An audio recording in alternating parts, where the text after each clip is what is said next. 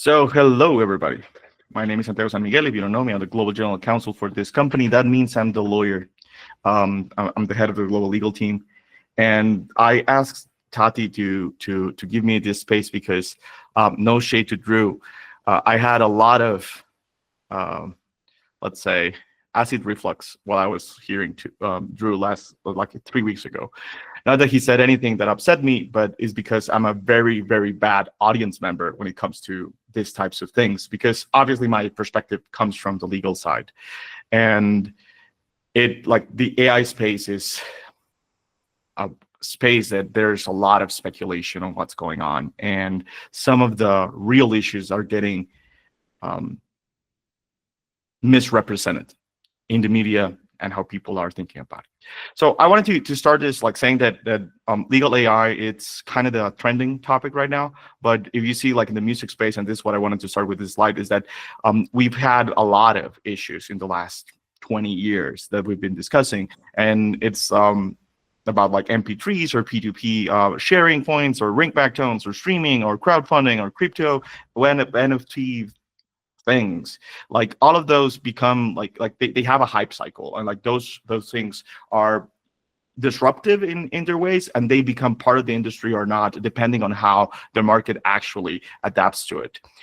Personally, I'm a sci-fi nerd, and I'm really into tech and really into this stuff, but my perspective of AI is very, very skeptic. So this is not a masterclass on how AI is great. It's quite the opposite. It's in how it is not that impressive, and it's the and you'll see. So if we move on this, I had a nightmare yesterday that was basically that most of the attendants of this call would be AI note takers and not really people. And that scares me a lot in like if this is the contemporary world that we live in. And I would say just for the general AI in the future, that we are everyone in this call is fully aware of Roku's Basilisk. And if you're not, just don't Google it, because then you won't sleep. But if that's it, like we're the good ones and we should not be taking out of the simulation. That said, I think that most of the discussion around music and AI, I think it's a debate that makes us think that it's a discussion between artistic value and market value. I would say that there is some involvement of market value into it, but when it comes from the legal perspective, it's mostly not about market value. It's about if it's copyrightable or not. But then we can see like some examples of things that apparently have no market value, but they do because people trade them. If you remember the NFT fad of a few years ago, these things were a thing that people paid millions of dollars for having the right to purchase them. There was like some technicalities of it that I'm fully aware of, but most of the NFTs that are being created today are like no more than $900, if like at most you're negotiating those kind of things. So the companies that were promoting these things, yes, they got some market share of the people that were willing to trade things that have no intrinsic value, but was it like as disruptive to the art space as they promised? Maybe not. So my first take here is that yeah, we're talking about market value, but the real question when you're talking about the legal stuff is that, is it really copyrighted? Like, can I copyright that? Because lawyers, this is the language that we speak. Like, do you really have exclusive rights on this? And like, how can you exploit that? And that is not a simple question. It's not a easy thing to affirm, because if you have copyrights, there are a set of rights that you can do, and all the music space market is generated, created, and has been living around that assumption. But if something is not copyrighted, we basically don't know what to do with it. It doesn't mean that it doesn't have market value. It doesn't mean that there are no rights involved with it. It doesn't mean that it's a legal free zone for everyone, which was, I'm sorry to the shade for Drew, one of the things that he implied in his masterclass, like, oh, Lawyers don't know how this works, so everybody can do anything they want. It's like, no, no, no, this is the quite opposite. That the legal space is a strict place that if you don't know what to do, maybe you don't know the law that is applicable, but it doesn't mean that you can do anything with it. So let's talk about something that I'm sure that it's more on your space than mine. Is that if we start on the first part of like if things have artistic value, there are some contemporary critics and artists that look at this on the like three ends they call it. It's like, is it novel? Is it nuanced? Like, does it have like an edge to it? Um, does it have a narrative? And I here think that the Mauricio Catalan's comedian is kind of the best example of this, because this banana with a duct tape onto it, duct tape into a wall, was sold for $6.2 million in an auction. I think Mauricio Catalan is a brilliant artist and a genius, and a lot of things that he's done are absolutely beautiful. And does it have artistic value? Of course it does. Does it have market value? Of course it does. Is it copyrightable? There's a lot of debate into it, because like you can duct tape a banana at your home, and you may not have a lawsuit from Catalan, but let's say it's still on the debatable side. What I wanted to show with this is like, if something has market value, something has artistic value, it doesn't mean that it's copyrightable, and that the space that we work on can actually work with these things. So is it copyrighted? It's we can have a discussion about it, but because to be copyrighted, like, it needs to be more than an expression. Like it's not just an idea.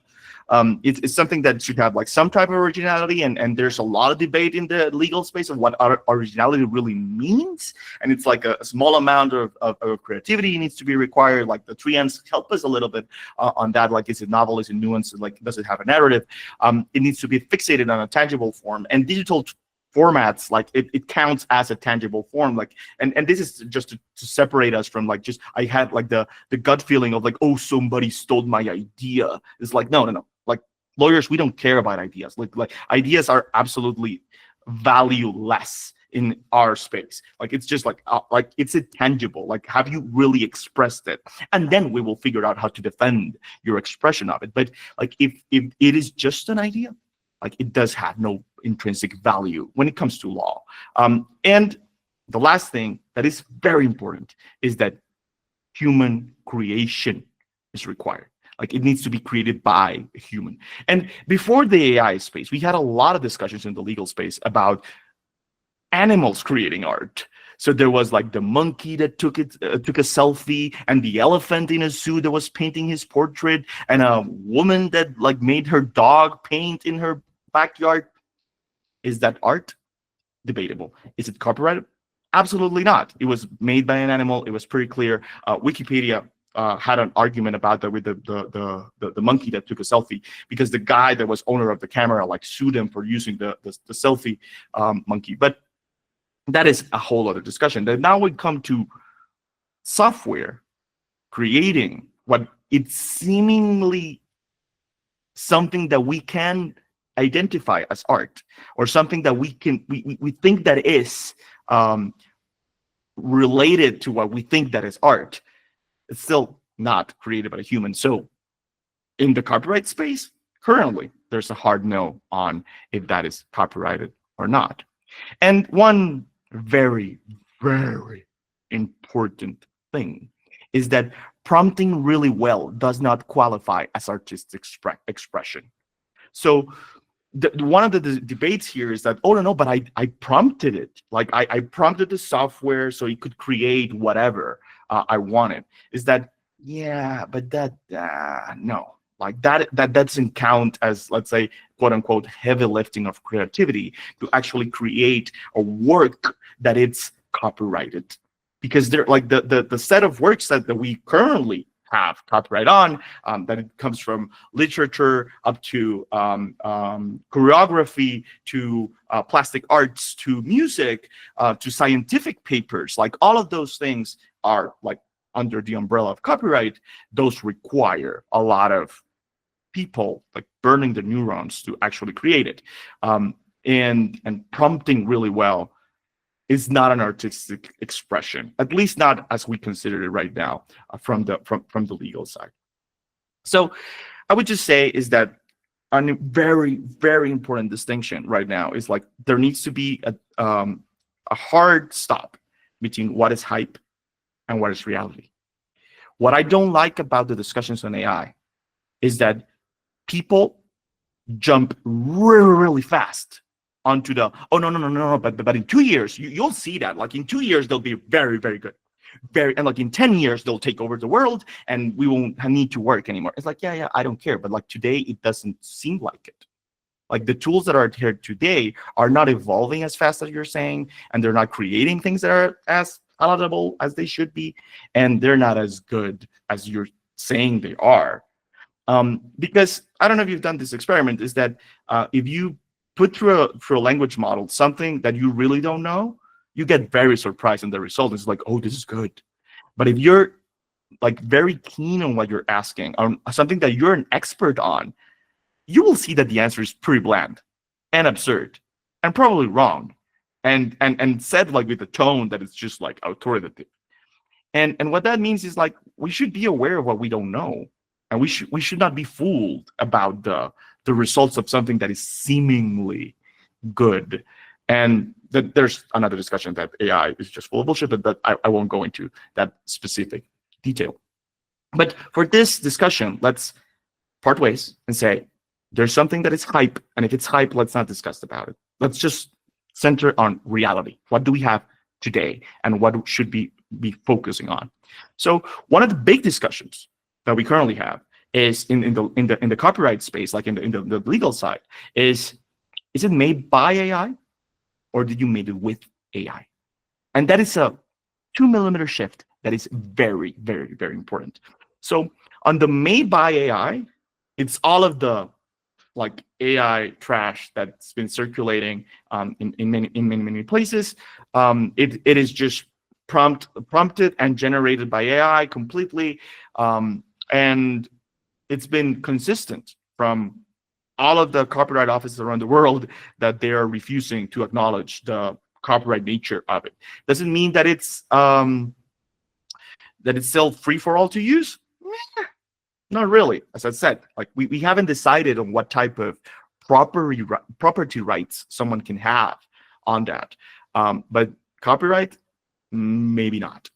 And made with AI is a more subtle discussion, and not one that is not being had in today, like in full, for the following reason, is because it's very broad, and we will have to decide on what is the level of help that we're getting from the AI to create whatever we're creating. And let's say the AI tools were available before AI even had its hype. The example that I give all the time is that Apple Music's Logic DAW suite like included the the robot generated drums from a long time ago. Like that tool has been around for at least 10 years. And nobody said that would make the drummers have no work afterwards. Because the people that were using that tool, like me, like when making my songs, is because I know nothing about drums. Like I can't play the drums. I have no rhythm for the rhythm section. So I use that tool as part of my artistic expression. So that is good. What we're saying is that what is the level of use that will create something that will be outside of the copyright space? It's very, very hard to define that at this point. So currently, the main discussion is set up around how these things are being trained. Like, and by things, I mean robots, I mean LLMs. We can call it however we want. Like, we can be like very specific and call it LLMs. But I like robots because I think that it's better in the sci-fi version of it. But this is a graph made by Axios that shows like the AI companies and like with whom they're making deals, and with this is for the news. This is not for music. Like I couldn't find the graph like full with music, but music is kind of in the same direction. Is that this is with publishers of news. So it's like the New York Times and other newspapers, that they're saying that these companies use their content to train their AIs because it was available on the internet. And we learned already the hard way that things that are available on the internet are not copyright free. And they used it to train this, and now their outputs are that like are very related to that information. So the ongoing lawsuits are, and this is very specific for copyright, saying you made an unauthorized copy of my content, of my copyright content, to train your LLM. So you owe me. That's the basics of it, and that's the discussion between UMG and Udio and all of the AI tools available. They have some lawsuit that's been discussed. Their lawyers will say stuff. They will defend them. They're their lawyers. Most of lawyers operate under the impression of like, who's right? And the next question is, who's paying? And whoever's paying, it's right for that lawyer. So also don't get, let's say, too excited about the arguments of OpenAI or Anthropic on like defending themselves, because they will defend themselves. What is important here is like, what are the decisions that will be created? And obviously, we're all just like eating popcorn in the back, making our bets. My bet is that the like training AI should not be considered a fair use. That is my bet, and that's what I would hope, for other reasons that we will see in a minute.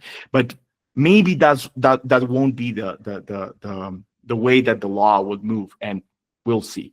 I say in everything that I in every place that I talk, is that the problem is that the law is the last thing to arrive to the party. So I think that this kind of spaces where we're debating what should be like the guidelines, what should be the safeguards, that is what creates the law afterwards as a consequence. So it's better to have these discussions beforehand, because if you have worked with any elected official that has anything to do with the laws of your country, you know that they're not very into anything else than themselves. So any laws that come out of any country, they're not as technical or as good as they're supposed to be. They're just as good as the discussions that we're having around these topics. So there's one discussion that I love that says that if we didn't call this thing intelligent, but rather we call it an average algorithm, we would have had like most of the discussion just thrown out the window, because what this thing is doing is just a lot of averages. And if you're in any way have had like any knowledge of statistics, is that this is a like normal distribution curve, and what this means is that just few people are in the back and a few people are in the front, and a lot of things is just in the middle, and all of those things that are in the middle, they're just not great. It's just like, that's the definition of the middle. It's just in the middle, that average at most. And I think that AI is just like, it has the skill of a semi-competent intern with no frustration limit, because you can like ask 1,000 times the same question and they will repeat it. But there will be a point that they start lying to you just to get you off their backs. And that we call hallucination. And that is the point that I'd say that is very, very, very important to know and to understand, because the robot will accommodate to whatever you're telling them to say to you. So please don't use this for health reasons, financial reasons, or legal advice, because they will lie to you and they will give you whatever answer you're looking for, not the real answer that you're looking for. That's the difference between science and not, is because we, in science parts, we take into account the negative answers also as true. In this case, it doesn't happen all the time. So the real question for the music business is what would happen if we could create 5 million songs instantly? The short answer is nothing. Nothing will happen. We know that, because again, when we work in the music space, we know that 5 million songs out of nowhere are not as important. Like, there are already too many songs out there. Like, if you've ever made a song in your life, you know that making a bad song is pretty easy. Very, very easy. Making a remarkable song, that thing is difficult. It's very difficult. But so the real question is not if you can create 5 million songs, it's, is there an audience for that? And in this space, we know that it's most about not just the volume, it's about market fit in time. Like what are people listening to? Where are they listening to? We're discovering that. What are teenagers listening to? And where are the teenagers listening to music? And is this like about the artist career momentum. Like, is there artist engagement? Are they selling tickets or not? Are they playing live? Like, what's the production quality? Does it sound good? Like, or is it just like grainy and sounds bad because it's just a joke made by an AI? Is it a great song that moves someone, or is it just a joke that is made by AI? Like, does it have artistic vision? Does it have grit, and like perseverance, like related to it? Does it have market value in the long run? These are the questions that the music business should be asking, not if a robot made it or not. Because just today, the music business worldwide reported that there's a like 30% of the content in Deezer right now is AI generated, not with AI, but by AI. But at the same time, they're reporting that 70% of the streams on that content is artificial streaming. So whomever's creating that is just a fraudster that it's basically robbing the DSPs. Like, they're not creating audiences. They're not creating music for people. They're not creating anything else. Just robots liking robots. But who's paying for that is the DSP. And that's the reason the DSPs don't like the artificial streaming, is saying, like, if there's no audience, it's just an account playing for itself. Like, why am I paying you royalties? So I should not pay you royalties. And also, this is only like not 0.5% of all consumption. So you have a third of the available content that most of it is artificial streaming, but it really accounts for less than 1% of the activity. Like, what was that about? Like, artists paid rent, but robots pay Amazon Web Service cloud storage. That's the reality of it. And my question, and this is obviously a moral discussion, of like, are we on the side of like, we want our artists to pay rent, or we just want like people creating like more digital junk so they have to fill Amazon Web Services cloud storage facilities on servers? That is the underlying question. So we've gotten a lot of offers from different types of quote unquote record labels or they call themselves record labels that have given us this question. It's like, oh, I can create 1 million songs a day and I will upload it to your system. And we're like, what for? Like, where's the market for that? Who's listening to that? Like, are we really gonna create money on this? No, it's encapsulated with a strategy of promotion of robots liking robots and robots hearing the music. So is it really music? Is this really the space that we want to engage with? Maybe not. So there's something to be said about the made with AI. Gary Kasparov in 2017, and Gary Kasparov, like the grandmaster chess player, allegedly one of the greatest chess players of all time, if you don't like Magnus Carlsen, had a talk about AI, which is beautiful, and he's still like sore about like losing with Deep Blue 20 years before, but says like, machines have calculations, we have understanding, machines have instructions, we have purpose, machines have objectivity, we have passion. There's one thing that only a human can do, that's to dream. So let us dream big. That was 2017. The problem is in 2025, we know that AI dreams. We call that a hallucination. Like, they are lying to us. So Philip K. Dick's question is now only rhetorical. Like do androids dream of electric sheep? We know they do. They're hallucinating. It's your AI, it's ChatGPT lying to you on what you're asking. So let's get to the point of like lawyers. We're perverts. Because we read all the terms and conditions on the internet. And this is a friendly reminder that anything that you see on the internet, every tool available, every account that you have created, it's a contract.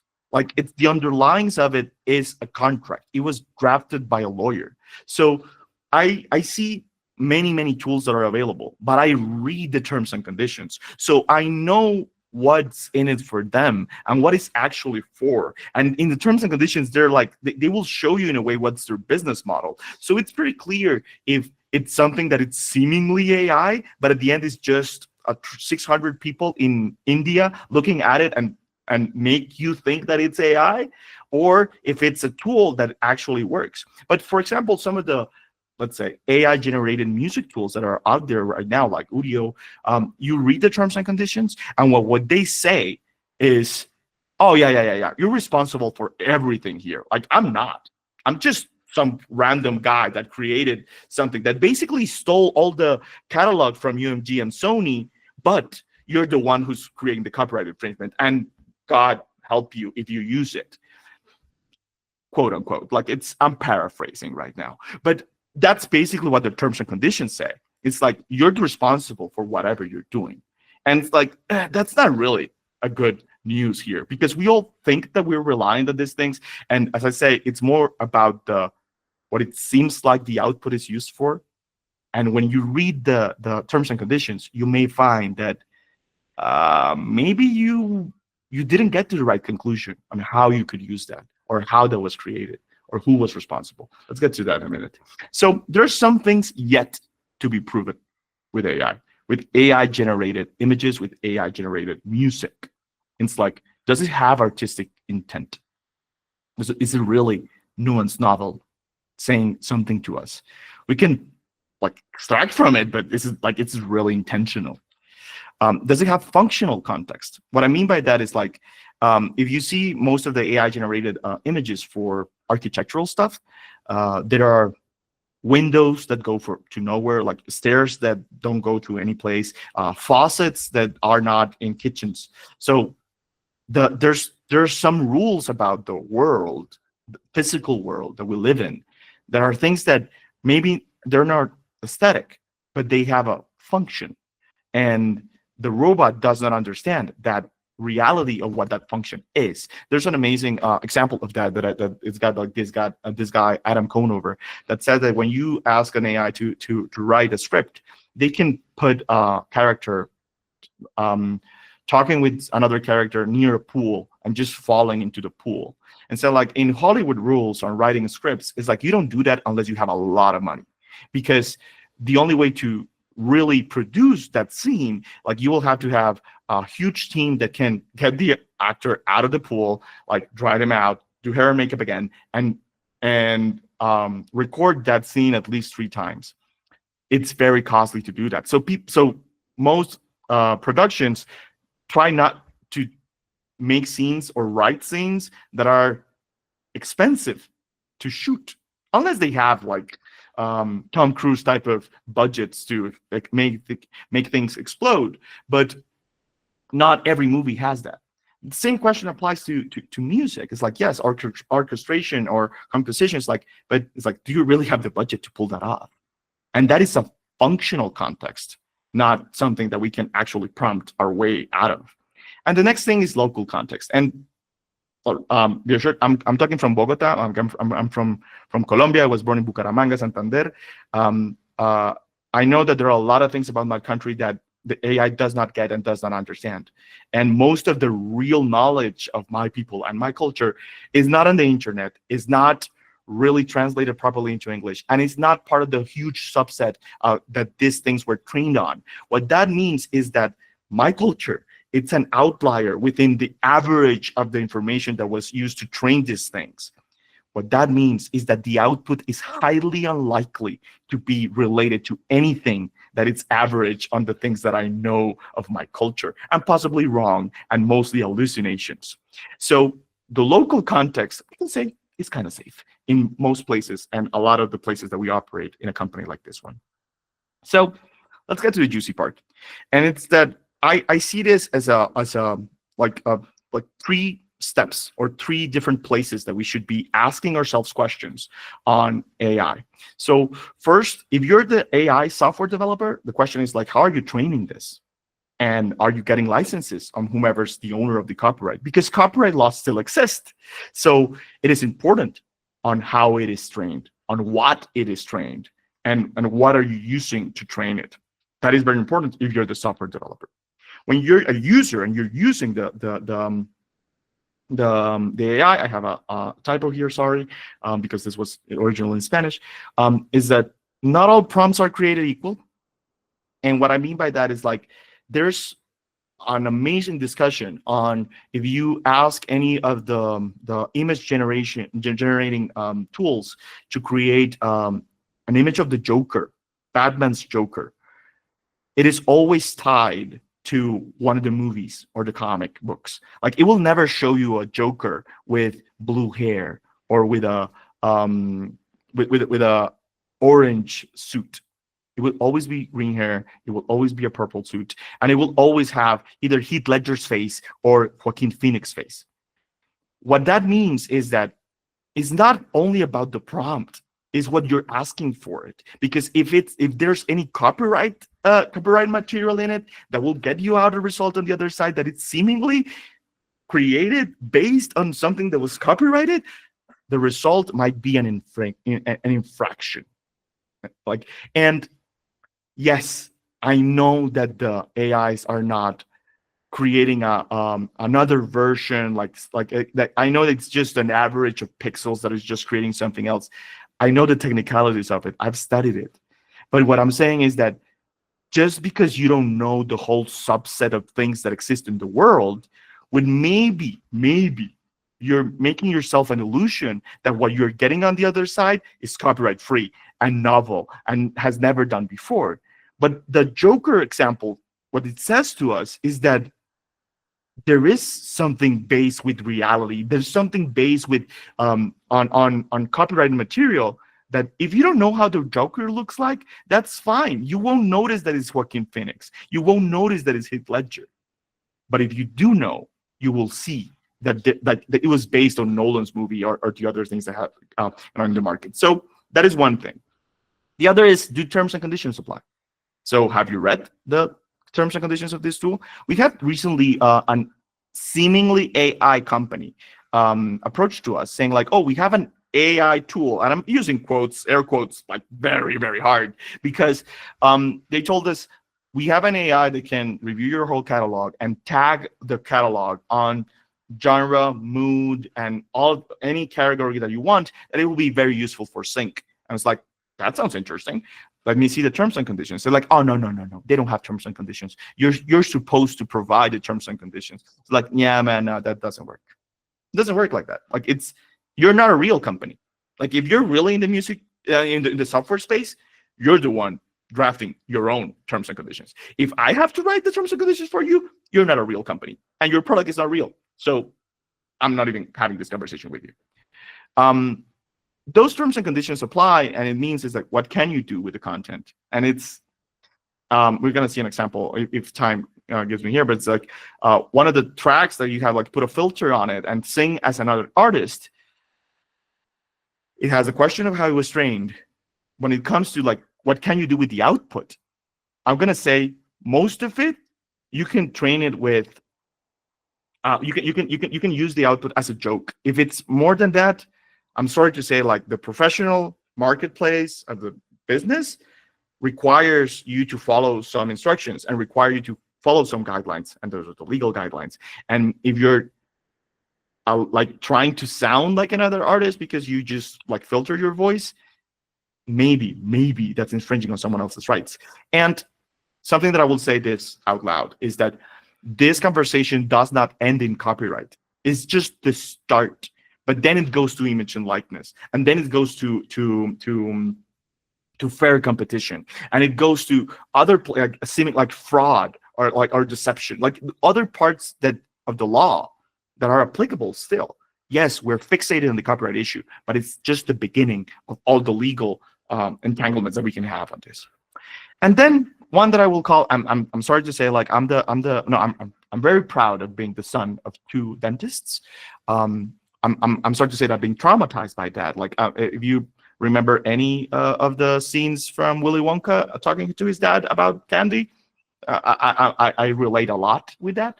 But this is a metaphor that I got out of that type of trauma, is that sometimes when you're using one of these tools, like, and you don't know if it's legal or not, just think about it. If you have a roommate and you're just using their toothbrush every night, it's like, is it illegal? No. Should you do it? Should you? Like, even if they don't know that you're using their toothbrush, should you? And that's kind of where I'm coming from. Like, sometimes these things are just not created in a great way. They're not legally completely safe. And so should we be using that toothbrush if it's not ours? And And the last part is on the other side, just when you get the output and you're using it other than jokes.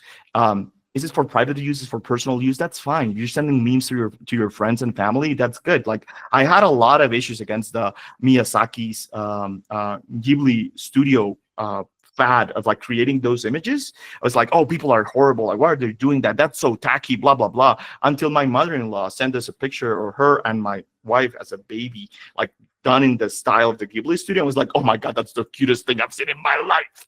And it's like, then they got me. But that was private use. It's still the discussion of like, did they infringe on the Ghibli Studios rights? I think they did. But how, when, who should sue who? Different story. Chain of title and responsibility is like, if there's no chain of title, and in copyright, it's a very, very important thing to have the chain of title. Like if there are many, many title owners of this thing, it needs to be clear like that all of them were authorized to do that. If there's just one missing piece, anything that goes after that, it's illegal and it's an infringement, and all of those are liable. So we're using a lot of stuff that we don't even know where it came from. So is it safe? I would say it's not. And then we'll be responsible, because there's not only chain of title, but also chain of responsibility, because everyone after the chain was broken would be responsible for using that material that infringed on someone else's rights. Is it misleading? This is the most important question, because it's not copyright related, but if the question is like, are you trying to hop on somebody's back without their authorization? And there's the famous Drake's case, and internally our very, very in-house case of the use of Bad Bunny's voice by a Chilean DJ. Is it misleading? It was. It was, and that was the pushback we got from the DSPs. Like from the copyright standpoint, it checked out in many, many ways, and it had some red flags, but they were for the client, and the client was giving us some reps and warranties were enough for us to proceed with the distribution of that content. But what the pushback that we got from the DSPs was, this is misleading. Like it's like the audience will get confused and will think that this is something else. Therefore, I won't put it in my system. They're entitled to it, yes, because terms and conditions apply. They can decide what they distribute and when they don't. That's why they're having like this huge program against fraudulent artists and fraudulent streams. I know the discussion of Spotify, but I won't get into that. As I said, is this more than a copyright discussion? Are you trying to use someone else's image and likeness? Are you trying to use someone else that living or dead image and likeness? Are there any other works involved? Like, do you really know like how this was trained? Like, and maybe you're infringing because there was a sample, or there was there could be like an interpolation of someone else's composition into it, and just because you don't know the whole subset of the songs that there are in the world, maybe there's a chance for you to be infringing with the things that come out of your beloved robot. So there are some guardrails here. These are part of the discussion, not the legal discussion, but let's say the market discussion. I saw this from a talk from Dustin Ballard, is the guy that runs an account that I love in Instagram that's called There I Ruined It. And he opened the discussion and like it should be the creators themselves, the ones that define like this limits, not only, let's say, corporate greed or lack of talent for people that think that they can deceive everyone else by creating 5 million songs a day.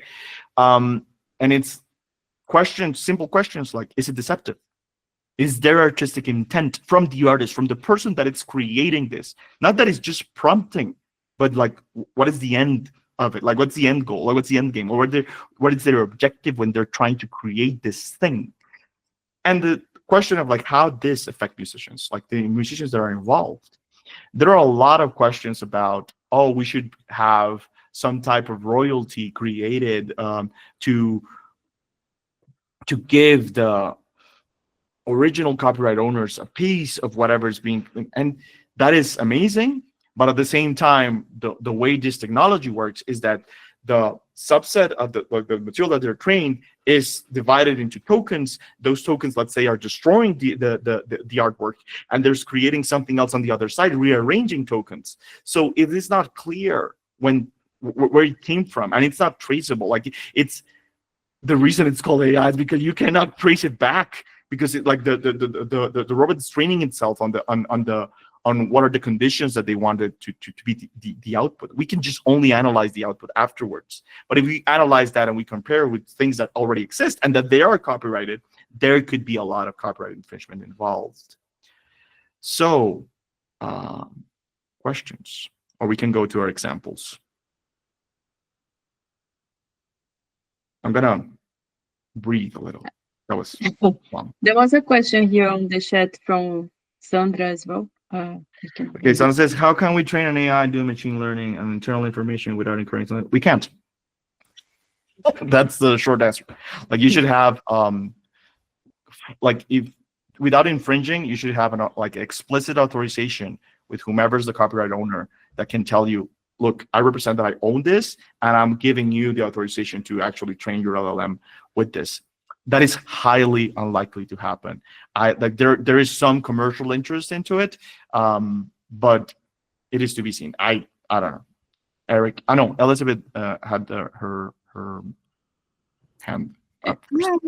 Yeah, I'm in A&R in the LA office. I don't think we've met yet, but I had a question because on the A&R side, I come across a lot of artists that are using AI, and sometimes you can verify that the streams that are coming are legitimate because maybe the artist has, they've also created a virtual AI image and they're promoting on social and short form content the same way as real artists do. So I'm just curious, what is 1RPM's stance on signing artists that are using AI in that way? Is it something that we want to stay away from? Or if there's, significant streams, is that still of business interest to us?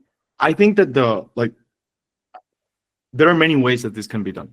And let's say there are some people that are creating just avatars to create a bunch of music that doesn't have any substance to it. And probably the streams are being fraudulent. We will pick up the fraudulent streams pretty easily.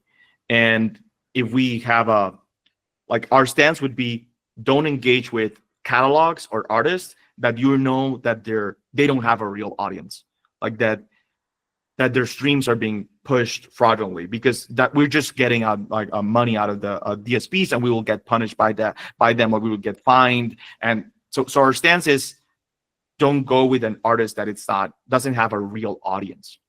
If we did open the discussion of what is a real artist, that's a different thing. It's like, we do have some clients that have avatars that are creating music with those. We have inquired them very, very hard on what is their creation process to actually understand what's happening there. Most of them, the ones that we're comfortable with, is because they're making music with AI and there's a clear artistic intent. And when you look at their stats, they do have an audience. I may not be the audience, may not be of my taste, but the product on the other side is market ready, full production, makes sense, and not seemingly inferior, like being deceptive or confusing or infringing on anyone else's rights. So that one, we will have a more, let's say, flexible side of it. But it is kind of a rule of thumb. If a client is creating AI videos, AI cover artwork, and AI music, it's probably just making AI fraudulent streams also. Like that usually checks out. So we should be cautious. There's not a hard stop on our end, but we should be very, very cautious. Eric. Okay, cool. Thank you. Eric? Hey, Santi, thanks for that. My question is really I'm just curious about how this stuff gets punished when it is deemed to be copyright infringement or some other kind of infringement. Is it based on just one standardized objective kind of penalty per upload of something that infringes, or is it relative to the scale of how often it's been, streamed, etc. It's a sum of both. It mostly, sorry to say the lawyer response, it depends. Like, it mostly depends on who's suing, because that's what they will claim, saying like, oh no, it's because you created an X amount of tracks, regardless of their use. Just by creating them and putting in the market, you're infringing. And there are some rules within, depending on the jurisdiction where you are, but in the US, like those penalties can go from like 150K per infraction. So even if there's no market for it, just putting it out there is the infringement. And then what it makes it worse, or let's say, as it is up to 150 per infraction, what it makes it worse is that if you did have market traction, like if everybody knew that this happened, that would make the damage on the other side even worse. So that's why you could claim a bigger chunk of money. Would you really get paid eventually? That is to be seen. But the toothbrush discussion, once again, is like, whomever's doing that is not about risk. It's about like using someone else's toothbrush. And sometimes when that toothbrush is not only your roommate's, but it's also illegal and a felony, maybe, just maybe, don't use that toothbrush. Ivan. Thanks. Hi, Ivan here, a manager of copyright and approval. Quite in my lane. Do you approve this message? Yeah, I approve this message. Thanks, Santiago, for everything. I would like to add out to what you just said about what are the consequences, because we also have received what iTunes call iTunes hidden. iTunes have hidden our content for what they call AI misleading. So we have received sanctions from the platforms for distributing misleading content. And then when we receive a certain amount of hiddens or iTunes tickets, that impacts our scorecard with iTunes, and that impacts our relationship with them. How long do we take to distribute content? And we also have received, in that specific case, Santiago was saying about Drake and The Weeknd and Bad Bunny, we have received infringement claims, copyright infringement claims from Spotify. So we have received both infringement claims, like they understand that it's a copyright issue. In some cases, especially those cases that the AI voices uses very closely resemble a famous artist, but we also had received a message saying that it was misleading. So that's the impact we have on the DSPs. Correct. And I also have a question for you, Santiago, because we had some artists here in 1RPM, and as a proof I've seen this, some artists are trying to distribute different versions of their own songs. Mm-hmm. And they believe they are the owner of the original sound recording, and they are the owner of the original composition. And what they do usually, I want to see it. What if a woman was singing instead of me? Or what if it was a different type of genre? Yep. And on my side, I feel like this is particularly dangerous as well, because we don't know which AI model train and what they use to train. But we have this before. I want to with that one I have issues with that. I don't have a clear answer, to be honest, and that's what I like about these things, and I'm not afraid of acknowledging my own limits. I think that use specifically is very complex, because it's someone using their own copyrighted material, uploading to something else. It does fall down into what are the terms and conditions of the software that you're using, but at the same time, in our perspective or our position, is like, we won't go that far. Like, we won't like ask them like, did you use this and this thing? Like, and like we won't review that to that level of due diligence. So it's very hard to get to a conclusion or to actually have a guideline on that. As long as what it's being output, it's not deceiving or seemingly fraudulent or trying to imitate something else that it's like relevant in the market. It's like that. It's not trying to deceive an audience in the way of like making them think that it's someone else. I think that should be kind of okay. Is that a legitimate use? I think it's debatable within artists. Like if it is copyright friendly, yeah, it depends on the tools that you're using. So yes, there are many unanswered questions on this, and it's not to give anyone like feel comfortable with this, because we're not comfortable with this yet. Like we don't know where this is going in real, like the reality today, not the perspective, is that these are just questions or things that are coming up. New cases are coming up, and we all are looking for answers. So we should keep asking the questions. In doubt, if in doubt, please ask the legal team. That we will have things to discuss. Stephanie said, like, put in the comment section, like, if there were regulations about names, image, and likeness, and if those rights are perpetual, even when the copyright expires. That is, it depends on jurisdiction. There are some jurisdictions that do acknowledge image and likeness, that it's passed to whomever controls the state of that artist. They're not completely tied to the copyright term, but they're kind of administered by whomever handles the state overall. There are other jurisdictions that think that those expire when the artist dies, and that creates a hell of a lot of problems. Also, that means that you could create new content using their voice and their image, and yes, and at the same time, is that your toothbrush, and are you willing to use it? There's a beautiful discussion. I'm going to try not to cry while I say it, on Brazil, about Maria Rita and Elis Regina in a Volkswagen commercial. If you can look at it and you can cry with me, that would be amazing. And it's that it is just Maria Rita driving a Volkswagen that it's electric, and looks on the side, and there's Elis Regina, her mother, that's been deceased for the last 40 years, singing with her in unison. And they did her face and everything else with deepfake. It is absolutely beautiful. And at the same time, it was with Maria Rita's approval. So she approved on her mom's image and likeness. So, and the discussion is if Volkswagen was just going to Elis Regina and creating her like as an avatar, was that legal? And I don't know. And maybe there would have been a lawsuit, and maybe there would be an award on their favor or not. That is one of the things that it's open.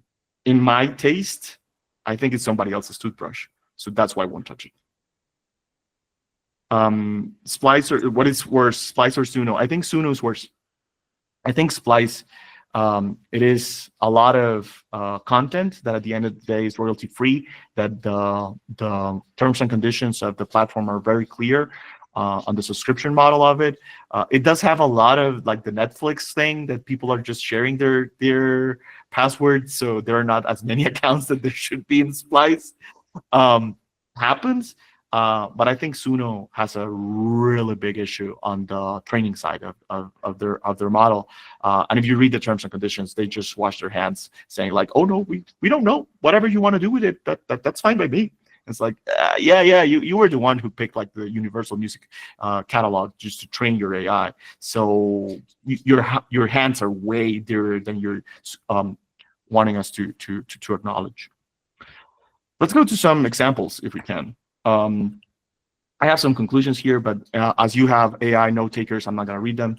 And we had one case study was, oh, what's happening here? So FlowGPT. FlowGPT is a client of ours that released this song that it's not, there's no audio here, unfortunately. I don't know why. Can I do this? Oh, shit.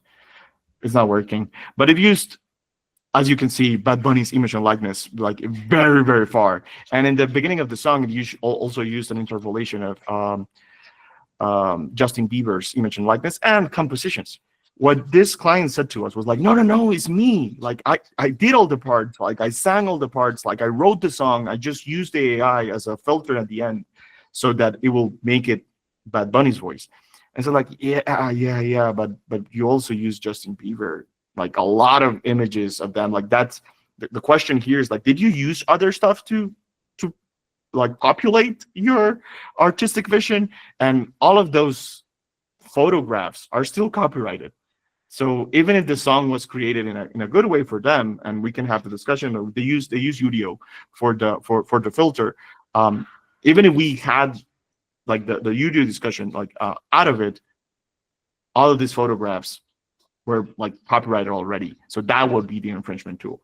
So I have permission from the artist to talk about these things with him. This was an artist that was distributed by us, and that we had the beautiful discussion with Ivan and with Apple Music on how deceiving this was, and we got to our conclusions because I couldn't find the answer anywhere else. I just had to look for the answer, just like risking a little bit on like, how are we going to do this? And this is only available on YouTube at this point. It's not available on any other platform. The underlyings of this project were very interesting because it was to create the discussion. Like it was called democracia. So at the end it says AI, like democracia. Like so it was like it was an artist with the artist's intent of disrupting the space just to create a conversation, and that's why FlowGPT has my whole respect artistically. And the other one, I wanted to show this one, but and this is from There I Ruined It. It's a version of I Kissed a Girl that I liked it, but with Kurt Cobain's voice in it.